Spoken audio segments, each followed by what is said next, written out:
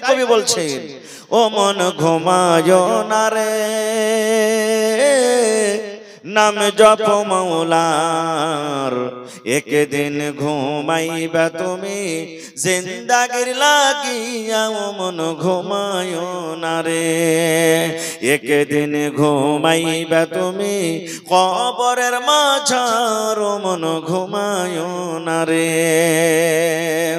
ঘুম ঘুম করে রে মন ঘুমের লাগিয়া একদিন ঘুমাইবা তুমি জিন্দাগির লাগিয়া ও মন ঘুমায় না রে একদিন ঘুমাইবা তুমি জিন্দাগির লাগিয়া ও মন ঘুমায় না রে আল্লাহর যত নবী এলেন এ দুনিয়া মাঝার একে একে সব চলে গেলেন একে একে সব চলে গেলেন কবরের মাঝার ও ভাই ঘুমায় না রে শাদ্দাদ ফেরাউন বাদশা ছিল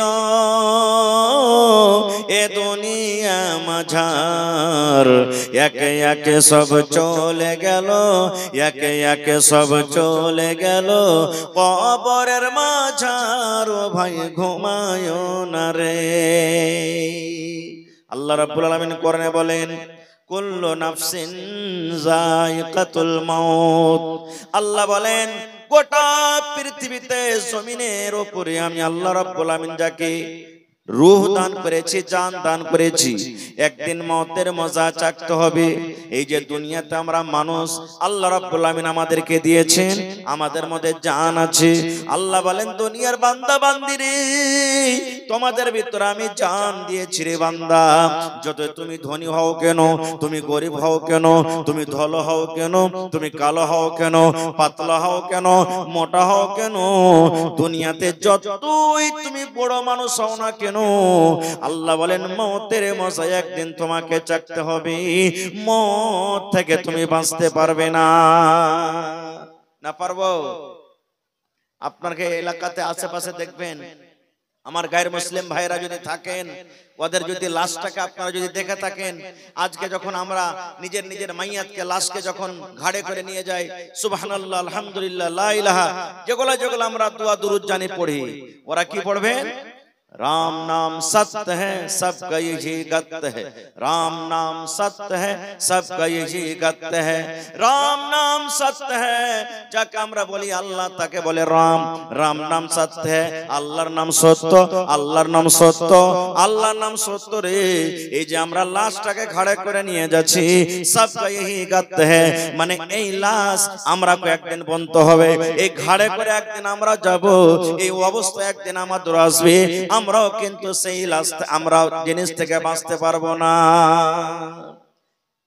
মওত তো ইয়াকিনি আছে ভাই কিন্তু আমরা মরতে কেউ চাই না একটা 80 বছরকার বয়সের বুড়া লাঠি নিয়ে টুক টুক টুক টুক করে হাঁটছে হাঁটতে পারে না পোতা লাতিরা যদি বলে এই শালা বুড়া কতদিন তুই মরবি আর বাঁচবি মরে যা লাঠি থাকতে গেলে ঝাঁপটা চালিয়ে দিবে তুই মরতে বলছিস তুই মর শালা আমাকে মরতে বলছিস কেউ মরতে চায় না এরকম একজন নবীর আপনাকে ঘটনা শোনাচ্ছি সহিহ হাদিস আল্লাহর নবী মুসা আলাইহিস সালাম আমার আপনার যখন জান কবজ করবে মালাকুল মউত আসবেন কবজ করে নিয়ে চলে যাবেন পারমিশন নেবেন না খো কিন্তু নবীদের যখন জান কবজ করা হয় প্রথমে তাদের কাছে ইজাজত নেওয়া হয় তো মালাকুল মউত আজরাইল ফেরেশতা মুসা নবীর কাছে এলেন আসার পর তখন মুসা নবীকে বলছেন হে আল্লাহর নবী মুসা আমি আল্লাহর ফেরেশতা মালাকুল মউত আজরাইল আপনার জান কবজ করতে এসেছি ওরে সুবহানাল্লাহ যেমনই মুসা নবী শুনলেন যে আমার জান কবজ করতে এসেছো এরকম ভাবে একটা ফাইট কিংবা চড় যে মারলেন মালাকুল মউত আজরাইল ফেরেশতাকে চোখের উপরে চোখ কানা হয়ে গেল একটা পড়েন সুবহানাল্লাহ মউতের কথা শুনে মুসা নবী একটা এমন করে ঘুষা চড় মারলেন কাকে ফেরেশতা মালাকুল মউত কে আর একটা চোখ কানা হয়ে গেল সুবহানাল্লাহ কত তাকত ছিলেন জানেন ফেরাউনের একটা সিপাহীকে একটা থাপ্পড়ে ওকে দুনিয়া থেকে বিদায় করে দিয়েছেন এত শক্তি ছিলেন মুসা নবী চোখ কানা হয়ে গেল তা আল্লাহ জানছেন না জানেন না আল্লাহর কাছে খবরটা আছে না নেই আছে চলে গেলেন আল্লাহ রাব্বুল আলামিন এবার মালাকুল মউতকে বলছেন, মালাকুল মউত রে, তোমার অবস্থা কেন এরকম, তোমার চোখটা কেন কানা হয়ে গেল? এইবারে মালাকুল মউত বলছেন, আল্লাহ তুমি এমন নবীর কাছে আমাকে পাঠালছো রব্বুল আলামিন, তোমার নবী মুসা মরতে চাই না আল্লাহ জি, দুনিয়া তারও বাঁচতে চাহি। এই রব্বুল আলামিন মতের খবর পায়ে, মতের কথাটা শুনে এমন জোর করে আমাকে একটা ফাইট মেরেছে আল্লাহ, আর সঙ্গে সঙ্গে চোখ কানা হয়ে গেছে। আল্লাহ দেখো আমি চোখে কিছু সুজানা দেখতে পাই না, আল্লাহ আমার একটা চোখ কানা হয়ে গেছে। আল্লাহ রব্বুল আলামিন তখন বলছেন, মালাকুল মউত তুমি চোখে দেখতে পাও না, না তো না। আল্লাহ রব্বুল আলামিন তার চোখটাকে ভালো করে দিলেন, মালাকুল মউতের চোখ ভালো হয়ে গেল। এবার আল্লাহ বলছেন, মালাকুল মউত তুমি আর একবার আমার নবী মুসার কাছে তুমি চলে যাও। এই মালাকুল মউত তুমি আর একবার আমার নবী মুসার কাছে যাও, কিন্তু এই বেকার জান কবজ করার নয়, এ বেকার তোমাকে জানটা কবজ করতে হবে না। এই আজরাইল, এ বেকার তোমাকে জান কবজ করতে হবে না। কেন তুমি যাবে? তাহলে শোনো, আমি নবীর জন্য একটা ওয়াফার দিয়ে দিলাম, একটা খুশখবরি দিয়ে দিলাম, পেগাম দিয়ে দিলাম, সেই কথাটা আমার নবী মুসাকে তুমি শুনিয়ে দাও। এইবারে মালাকুল মউত আল্লাহ তাবারাক ওয়া তাআলার সেই কথাটাকে নিয়ে চলে গেলেন কার কাছে? মুসা নবীর কাছে। মুসা নবী তখন বলছেন যে আবার তুমি এসেছো? এবারে মালাকুল মউত বলছেন, ভালো করে শুনবেন হাদিসটা। মালাকুল মউত বলছেন, হে মুসা, এইবারে আপনার জান কবজ করার জন্য কিন্তু আমি আসিনি। এবারে তখন মুসা নবী বলছেন, তাইলে কেন এসেছো বলো তো? বলছে, মুসা রে, আল্লাহ রাব্বুল আলামিনের আদেশ হয়েছে তুমি একটা গরু নিয়ে এসো, গরু নিয়ে এসো, তুমি একটা গরু নিয়ে এসো। মুসা নবী বলছেন, গরু নিয়ে এসে কি হবে বলো তো? বলছেন, মুসা তুমি একটা গরু নিয়ে এসো, আর গরুর উপরে তুমি হাত খানটাকে তুমি রেখে দাও, তুমি গরুর উপরে তুমি হাত খানটাকে রাখো। মুসা নবী বলছেন, কেমন কথা, আমি গরুর উপরে হাত কেন রাখবো? এইবারে বলছেন, মুসা তুমি একটা গরু নিয়ে এসে গরুর উপরে তুমি হাতটাকে রাখো, এবার হাতের তলাতে দেখো তোমার কত রোঁয়া দেবেছে। কত রোঁয়া দাববে ভাই? 10-20 খান দাববে নাকি? 10-20 খান দাববে। দেখেন ভাইরা নিকরা মুতাহালি মাত্র 10-20 খান্ডে দাববে জি ভাই, গিনতে পারবেন না, এত দাববে, এত রোঁয়া দাববে। এবারে মালাকুল মউত বলছেন, মুসা গরুর উপরে তুমি হাত খানটাকে রেখে দাও, হাত খানটাকে রেখে দেওয়ার পর হাতের তলাতে যত রোঁয়া দাববে তোমার রোঁয়া গালাকে তুমি গিনতি করো। ওই রোঁয়ার বদলাতে একদিন নয়, দুদিন নয়, এক মাস নয়, হে মুসা যত তোমার হাতের তলাতে রোঁয়া দাববে অত বছর আল্লাহ রাব্বুল আলামিন তোমার হায়াত বাড়িয়ে দিলেন, তুমি অত বছর দুনিয়াতে বাঁচবে। আল্লাহ অফার দিলেন, যাও যত তোমার হাতের তলাতে রোঁয়া দাববে অত বছর তুমি বেঁচে যাবে। এই জামানার মানুষ যদি আমরা হইতাম তো খুশিতে আটকানে যায়, কাজ হয়ে গেছে। ওরে সুবহানাল্লাহ। এবার তখন মুসা নবী বলছেন, মালাকুল মউত তুমি একটু আর আমাকে জানিয়ে দাও তো। বলছে কি? বলছে আমার হাতের তলাতে যত রোঁয়া দাবলো আমি অত বছর বাঁচলাম, আর অত বছর বাঁচার পর যখন আমার বয়সটা আবার শেষ হয়ে যাবে, অতদিন যখন অত বছর শেষ হয়ে যাবে তখন আমার সাথে কি হবে বলো তো? এইবারে মালাকুল মউত বললেন, হে মুসা অতদিন অত বছর বাঁচার পর যখন তোমার ওই সময়টা শেষ হয়ে যাবে আমি মালাকুল মউত তোমার কাছে আসবো, আর আসার পর তোমার জান খানাকে আমি কবজ করে নিয়ে চলে যাব। তখন মুসা নবী বলছেন, মালাকুল মউত এত বছর বাঁচার পর যখন আমাকে মউত থেকে বাঁচতে পারবো না, ছুটকারা পাওয়া যাবে না রে, এসো এসো এসো তুমি আমার জান খানাকে কবজ করে নিয়ে চলে যাও, এরকম জীবনের আমার আর দরকার না। তাইলে বুঝা গেল কি যে নবীরা কো আল্লাহ তাবারাক ওয়া তাআলা ছাড়েননি। যেই মালাকুল মউত আমার আপনার জান কবজ করবে না, জান কবজ করেছেন আমাদের আগে। যখন সমস্ত লোক যখন শেষ হয়ে যাবে তখন আল্লাহ বলবেন, মালাকুল মউত আর কে আছে? বলবে, আল্লাহ তুমি আছো আর আমি আছি। আল্লাহ তাআলা তখন মালাকুল মউত বলবেন, মালাকুল মউত মানে তুমিও মরো, হে মালাকুল মউত তুমিও মরো। মালাকুল মউত তখন বলবেন আল্লাহ আমি কেমন করে মরব, আমি নিজের জান নিজে কেমন করে আল্লাহ কবজ করব। আল্লাহ রাব্বুল আলামিন বলবেন হাই মালাকুল মউত, দুনিয়াতে যেমন তুমি মানুষের জান কবজ করেছিলে ওরকম ভাবে তুমি আজকে তুমি নিজের জান নিজে তুমি কবজ করে নাও। তাহলে মালাকুল মউত বাঁচতে পারবে না, তাকে একদিন দুনিয়া থেকে যেতে হবে। এইবারে যদি আমি বলি আপনাদেরকে বা আপনারা প্রশ্ন করেন হাজী মাওলানা, যদি মাটির তলে যদি ঘর বানিয়ে থাকি, আসমানের উপরে যদি চলে যাই, চাঁদের উপরে সূর্যের উপরে যদি ঘর বানিয়ে থাকি, ওখানে কি মালাকুল মউত চলে যাবে? একটা আমার কাছে বই আছে, ওই বই লিখছেন আব্দুল মালিক মুজাহিদ একটা ঘটনা। আজকে কোন জায়গাতে কোন দেশে লড়াই চলছে? ফিলিস্তিন নাকি? দেখছেন কত কত মুসলমানকে মারা হলো। ওখানে সুলেমান নবী একদিন বসে আছেন, আর সুলেমান নবীর পাঞ্জরে একটা লোক বসে আছেন। ইতিমধ্যে একটা লোক সুলেমান নবীর কাছে চলে এলেন মানুষের রূপে, সালাম কালাম করলেন। কোথায়? ফিলিস্তিন। কত দূর এখান থেকে হাঁটে যান? 2 মাস 3 মাসের রাস্তা। যখন ওখান থেকে সালাম কালাম করে চলে গেলেন লোকটা, তখন সুলেমান নবীর পাঞ্জরে যে বসে আছেন ও জিজ্ঞাসা করছেন, সুলেমান নবী এই লোকটাকে তো এলাকাতে জীবনে কোনোদিন দেখিনি, যে এখন আসছিল লোকটা কে, এর বাড়ি কোনটা? তখন সুলেমান নবী বলছেন, যারে খ্যাপা, এটা হলো আল্লাহর ফেরেশতা আজরাইল মালাকুল মউত। বলছি এইটাই মালাকুল মউত না? তো হ্যাঁ। তখন ওর ডর কিন্তু হয়ে গেছে ভিতরে। দিয়ে সুলেমান নবীকে বলছেন যে এক কাজ করেন, আমি আর এখানে থাকবো না এই দেশে। কোথায় যাবি? আমাকে হিন্দুস্তানের মাটিতে পৌঁছে দেন। ও দেখে চিনে গেল কখন যে এসে জান কবজ করে নিবে, আমি আর থাকবো না এখানে, আমি এখান থেকে চলে যাব। আচ্ছা আরশাদের বেটি এখন থালি দোয়া করে দিচ্ছি, বলছে যে আমাকে আপনি হিন্দুস্তানের মাটিতে পৌঁছে দেন, আমি আর থাকবো না এই জায়গাতে, কখন এসে আমার চাঁদকে কবজ করে নিয়ে চলে যাবে। সুলেমান নবী জিনকে বললেন বা হাওয়াকে বললেন, এগুলা তাবে ছিল তার, পৌঁছে দাও। পৌঁছে দিলেন। ঠিক আধ ঘন্টা পরই বা 20 মিনিট পর আমার মালাকুল মউত চলে গেলেন সুলেমান নবীর কাছে। সুলেমান নবী কিন্তু একাই বসে আছেন ওখানে। এইবারে মালাকুল মউত তখন সুলেমান নবীকে বলছেন, সুলেমান নবী আধ ঘন্টা আগে যে লোকটা আপনার পাঞ্জরে বসেছিল ওই লোকটা কই?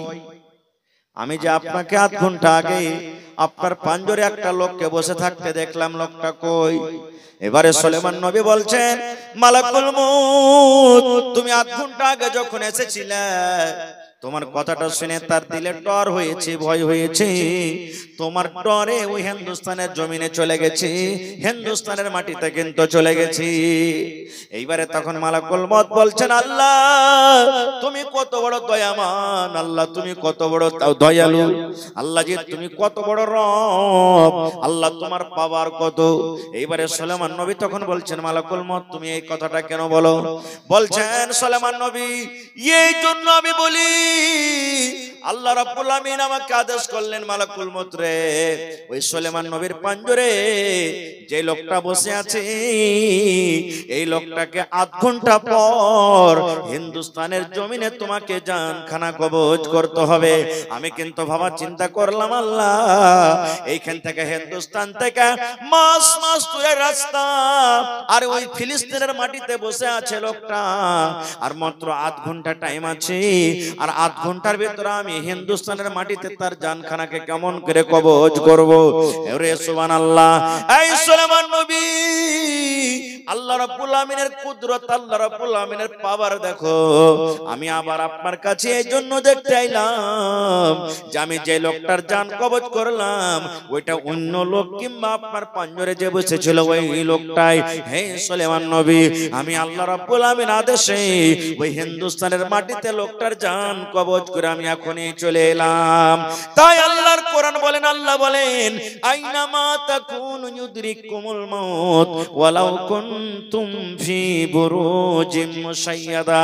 আল্লাহ রাব্বুল আমিন বলেন, আইনামা তাকুন, তুমি দুনিয়ার যে কোনো জায়গাতে থাকো না কেন, তুমি আসমানে থাকো না কেন, চাঁদের উপরে তুমি চলে যাও, মাটির তলে তুমি ঘর বানিয়ে থাকো, বড় বড় তুমি ঘর বানিয়ে কেলা বানিয়ে তুমি তালা চাবি দিয়ে যদি বন্ধ করে থাকো, আল্লাহ বলেন, বান্দারে যখন মত তোমার তোমার সময় হয়ে যাবে, মতের যখন সময় হয়ে যাবে ওই মত খুঁজতে খুঁজতে তোমার কাছে চলে যাবে, মত থেকে তুমি বাঁচতে পারবে না। নারে তাকবীর। ভাই আমার শর্ট কথা, আমার টাইম খুব শেষ হয়ে আসছে, একবার অল্প কথা। মত একদিন আসবে, মত থেকে আমরা কেউ বাঁচতে পারবো না। না পারবো? কেউ বাঁচতে পারবো না। এবার আর একটু আগে চলেন। যখন আমার আপনার যখন মত হয়ে যাবে বা মতের খবর যখন আমরা শুনি, তখন কি দোয়া পড়ি আমরা? পড়েন তো, কি দোয়া পড়ি? ইন্না লিল্লাহি ওয়া ইন্না ইলাইহি রাজিউন, আল্লাহুম্মা আজুরনি ফি মুসিবাতি ওয়া আখলিফ লি খায়রাম মিনহা। আর মা খালারা কি পড়বে? ও গে মা গে মরে কেন গে মা, এ মা গে তুই আমার বাড়িতে মাছ খাইতে চেয়েছিলি গে মা, মা গে আন্দারসা খাইতে চেয়েছিলি গে মা, এ মা গে। লাখে ফোঁটা আসবে, চোখে পানি, বুককে বাড়াইবে, মাথাকে ঝিঁকড়িবে, আর জমিনে ধাড়াম ধাড়াম করে পড়বে, আর কাইতে চলে যাবে। এই তো আমার মা খালারকে মহিলা, অর্থাৎ কোন বুড়া এবং বুড়ি আল্লাহ জান্নাতের ভিতরে যাবে না। এই জন্য আমি বললাম আল্লাহ রাব্বুল আমিন যখন মানুষকে জান্নাত দান করবেন, তখন মানুষের বয়স কিন্তু 80-90 বছর হবে না। আজকে যদি আপনি 90 বছর বয়সে মারা যান, আল্লাহ যদি আপনাকে জান্নাত দান করেন, তখন কিন্তু আল্লাহ 80 বছর বয়স করে আপনাকে জান্নাতের ভিতরে ঢোকাবে না। আজ যদি আপনার বয়স 100 বছর হয়ে মারা যান, যদি আপনি আল্লাহর নেককার বান্দা হন, বান্দি হন, আল্লাহ যখন আপনাকে জান্নাত দান করবেন, তখন কিন্তু আল্লাহ রাব্বুল আমিন আপনাকে 100 বছর বয়সে দিবেন না। বলবেন মাওলানা তাইলে কত বছর বয়সে দিবে? আপনি যেমন 25 বছর, 30 বছর, 22 বছর, এই বয়সে যেমন কড়কড়ে হাট্টা কাট্টা জোয়ান থাকেন, যুবতী থাকেন, এই মতো আল্লাহ রাব্বুল আমিন যুবতী হালাতে আপনাকে, যুবক অবস্থায় আল্লাহ রাব্বুল আমিন জওয়ানি হালাতে আপনাকে জান্নাত দান করবেন। কেন আল্লাহ জান্নাত জওয়ানি হালাতে করবেন? এই জন্য করবেন মুসলমান, আজকে আপনার বয়স 80 বছর হয়েছে, দাঁত উঠে গেছে, শরীর কমজোর হয়ে গেছে, মাথার চুল পেকে গেছে, আপনাকে যদি বলা হয় ভাই রে কাঠখোলার ভুজার ভাজা খান তো আপনি খেতে পারবেন না, হাত পাকা রুটি খান তো খেতে পারবেন না, পেয়ারা খান তো খেতে পারবেন না, এই সমস্ত দুনিয়ার নিয়ামত থেকে আপনি মাহরুম হয়ে যাবেন। আর আল্লাহ রাব্বুল আলামিন বলেন জান্নাত আমি একটা এমন নিয়ামত তৈরি করেছি রে, যেখানে মানুষ যা ইচ্ছা তাই খাবে, যেটা মানুষের ইচ্ছা সেখানে যেতে পারবে, মানুষ ওখানে কোনোদিন বুড়াবে না, মানুষকে সর্দি লাগবে না, মানুষকে জ্বর হবে না, ওখানে মানুষ কোনোদিন বেমার পড়বে না, মানুষের পেশাব পায়খানা হবে না। নারে তাকবীর। তো ভাই আমার বলার উদ্দেশ্য, সাদ্দাত জান্নাত তৈরি করেছিল, আমি জান্নাতে কিছুদিন বসবাস করব। কিন্তু যেমনই জান্নাতের ভিতরে ঢুকতে যাবে, সাদ্দাত বাদশাকে খবর হলো, এই বাদশা জান্নাত রেডি হয়ে গেছে, চলেন জান্নাতের ভিতরে। আল্লাহ রাব্বুল আলামিন মালাকুল মউতকে ডাকতে বললেন, হে মালাকুল মউত, ওই আমার নাফরমান গুনাহগার বান্দা সাদ্দাত, যে নিজে জান্নাত তৈরি করে আজকে প্রথমবার জান্নাতের ভিতরে ঢুকছে। আল্লাহ মালাকুল মউতকে বললেন, মালাকুল মউত রে, যাও আমার ওই বেঈমান শয়তান সাদ্দাত যেমন জান্নাতের ভিতরে পা দিবে, তুমি সঙ্গে সঙ্গে তার জানখানাকে তুমি কবজ করে নাও। আমি আল্লাহ রাব্বুল আমিন আদেশ করলাম রে মালাকুল মউত, ওই বেঈমান শয়তান যেন জান্নাতের ভিতরে ঢুকতেই না পারে। দুনিয়ার জান্নাত হতে গেল, তার নাম সেই জান্নাত রেখেছে, দুনিয়ার জান্নাত হলো তো কি হলো, কিন্তু তার নাম জান্নাত রেখেছে। আর আমি আল্লাহ রাব্বুল আমিন বেঈমান মুশরিকের জন্য জান্নাতকে আমি হারাম করে দিয়েছি। যা মালাকুল মউত তাড়াতাড়ি করে যা, আর ওই সাদ্দাতের জান কবজ কর, যেন জান্নাতের ভিতরে সেই ঢুকতে না পারে। যখন তার জানখানে কবজ করা হয়, ওই সময়তে সাদ্দাত বলেছিল, মালাকুল মউত রে, তুমি আমাকে 1 মিনিটের সময় দিয়ে দাও, আমি এত কোটি কোটি টাকা খরচ করে জান্নাতটাকে আমি তৈরি করলাম, 1 একটা নজর মাত্র আমি দেখবো এই আমার জান্নাত কত সুন্দর করে তৈরি করা হয়েছে, জান্নাতটা কত সুন্দর করে বানানো হয়েছে। 1 মিনিট তুমি আমাকে সময় দিয়ে দাও। কিন্তু আল্লাহ রাব্বুল আমিন মালাকুল মউতকে বললেন, না না না, তাকে 1 মিনিটেরও সময় দেওয়া হবে না। নারে তাকবীর। তাহলে সাদ্দাত জান্নাতের ভিতরে যেতে পাইনি। এরকম অনেক উদাহরণ আছে, আমি ওদিকে যাব না। একজন নবী ছিলেন দুনিয়াতে, যার নাম হলো ইউসুফ আলাইহিস সালাম। ওই নবী কি ওর ভাইরা কোথায় ফেলেছিলেন? জোরে বলেন। কুয়াতে ফেলেছিলেন। ইউসুফ নবীর রূপ দেখে আজিজে মিসরের স্ত্রী বিবি জুলাইখা পাগল হয়ে গেছিলেন। ওয়ার দরওয়াজাতে গোটে ঘটনা বলবো না, ইউসুফ নবীর রূপ দেখে নিজের ফল না কেটে কি কেটেছিল? জোরে বলেন। লোক কেটে দিয়েছিল। আর দেওয়ারা বলেছিলেন কি? মালাকুন কারীম, জুলাইখা রে, এটা মানুষ না, এটা হলো বুজুর্গ সম্মানীয় ফেরেশতা। আল্লাহ রাসূল বলেছেন, সহিহ মুসলিম শরীফের হাদিস, যে গোটা পৃথিবীতে যত মানুষ এসেছে, আসবে, আছে, সমস্ত মানুষকে আল্লাহ তাবারাক ওয়া তাআলা অর্ধেক রূপ দিয়েছেন, আর ইউসুফ নবীকে আল্লাহ একাই অর্ধেক রূপ দিয়েছেন। তাহলে কত সুন্দর হইতে পারে? আজকে আমরা একটা সুন্দর বেটি ছেলে যদি দেখছি, মোবাইলে দেখছি বা রাস্তাতে হেঁটে চলে যাই, আমাদের চোখের পারা শেষে যে ওরে আল্লাহ এত সুন্দর বে, বলি না? কতখানি ভাগ পেয়েছে ওই বহিন? একটুখানি সরিষার দানারকে কত ভাগ করে করে করে একটুখানি, ওতে বলছে কত সুন্দর বে। তো ইউসুফ নবীকে আল্লাহ একাই অর্ধেক সূরত দিয়েছিলেন, তাইলে কত সুন্দর হইতে পারে? ওর রূপ দেখে লোক কেটে বসে আছেন। সেই নবী দুনিয়াতে আছেন? জোরে বলেন আছেন? আমার নবী একদিন বসে আছেন, 14 দিনকার চাঁদ, পূর্ণিমা চাঁদ টকটক করছে, আবর টাবর কিচ্ছু নাই। আল্লাহ রাসূলের একজন সাহাবী হযরত আবু হুরায়রা রাদিয়াল্লাহু তাআলা আনহু একবার চাঁদের দিকে দেখছেন, একবার নবীর চেহারার দিকে, একবার চাঁদের দিকে দেখছেন, একবার নবীর চেহারার দিকে। 2-3 বার যখন হয়েছে, তখন নবীজি বলছেন, কি ব্যাপার জি, তুমি একবার চাঁদকে দেখছো, একবার আমাকে দেখছো? তখন আবু হুরায়রা কি বলেছিলেন জানেন? আল্লাহর নবী গো, আমি আবু হুরায়রা পার্থক্য করতে পারি না গো দয়ার নবী, কি 14 দিনের চাঁদ বেশি সুন্দর, কি আপনি দয়ার নবী বেশি সুন্দর। এরকম আমার নবী ছিলেন। সেই নবী দুনিয়াতে আছেন আজকে? কেউ নাই।